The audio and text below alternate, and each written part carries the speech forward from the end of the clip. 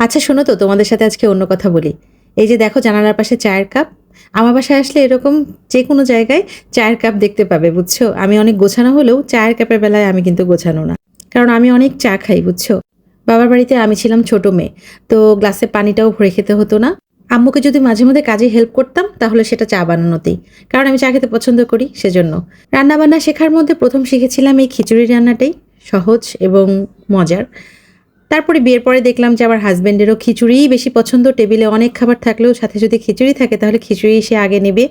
আর weather এরকম খারাপ থাকলে তো খিচুড়ি মাস্ট। তো ওর জন্যই এই অল্প করে খিচুড়ি রান্না করার জন্য এই পাতিলটা কিনছিলাম। টেবিলে সার্ভ করার সময় ওকে বললাম, এই পাতিলটা শুধু তোমার জন্য। তোমার জন্য যেদিন অল্প করে খিচুড়ি রান্না করতে হবে সেদিন এই পাতিলটা বের করব। তো তারপর সে একটু খেতে খেতে তাকায় বলল, হুম। তার মানে এই ব্যাপারটা তার পছন্দ হয়েছে। ছেলেরা না বেশি এক্সপ্রেসিভ হয় না আসলে, তাই না? আজকে গল্প এই পর্যন্তই, তবে গল্পের কোনো শেষ নেই।